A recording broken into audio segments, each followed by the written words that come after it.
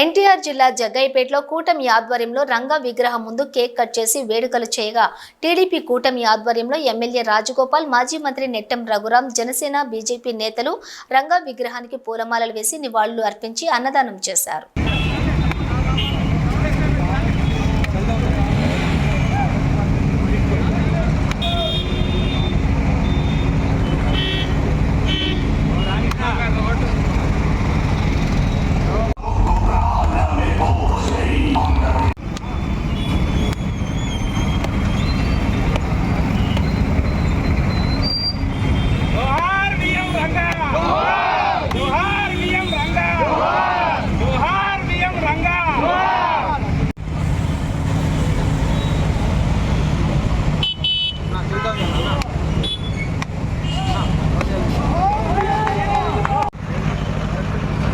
వంగవీటి మోహన రంగారావు గారు 36 సంవత్సరాలైంది.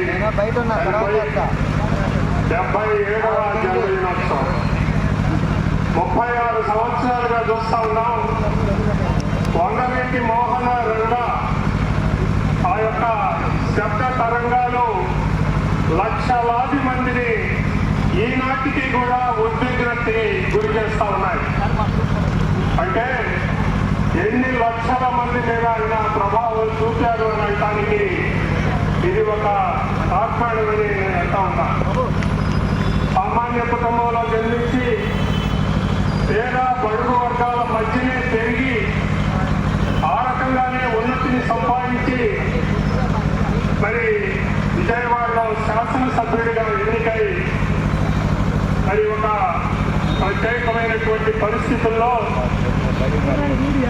ఒక అర్ధరాత్రి ముష్కర మోకల దాడికి గురై ఆ వీరమరణం పొందినటువంటి ఆ చరిత్ర ఈనాటికి కూడా లక్షలాది మందిని ప్రభావితం చేస్తుండటంలో ఎటువంటి సందేహం లేదు. అందుకే వాడలా ఈ రోజున రాష్ట్ర వ్యాప్తంగా, ఈ రాష్ట్రమే కాదు ఉమ్మడి రాష్ట్రం వ్యాప్తంగా కూడా అనేకమైనటువంటి గ్రామాల్లో ఈ జయంతి కార్యక్రమాలు మరి అప్పటి నుంచి ఇప్పటిదాకా జరుగుతూ వస్తా ఉన్నాయి. నేను ఆయన ఒకేసారి ఎన్నికయ్యాం.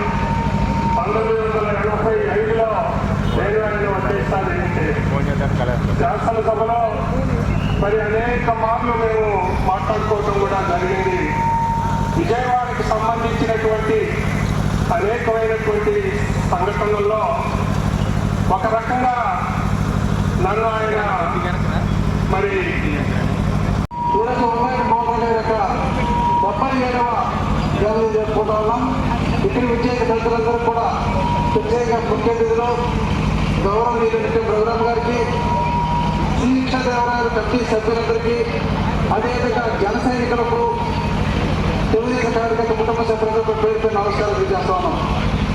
నిజంగా మరి వంగవీటి మోహన రంగయ్య గారు చనిపోయి 30 సంవత్సరాలు దాటినప్పుడు కూడా ఇప్పటికీ ప్రజల ఉదయాన శాశ్వతంగా ఉన్నారని చెప్పంటే ఆనాడు మరి వారు చేసే సేవలు ఇప్పుడు కూడా స్మరిస్తూ ఉన్నారు.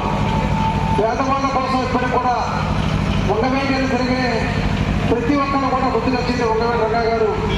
రాధా రంగా మిత్రమండలి ఏర్పాటు చేయడం కానీ ఇప్పుడు కూడా వంగవీటి రాధాబాబు అని చెప్పంటే ఒక స్టార్ క్యాంపెయిన్ రాష్ట్ర వ్యాప్తంగా ఎక్కడికి పోయినా సరే వంగవీటి దగ్గరికి ప్రజలు రకమైనటువంటి మంచి పేరు.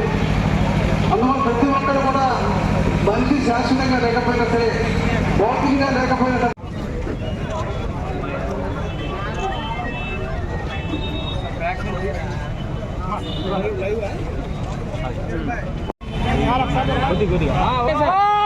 రంగా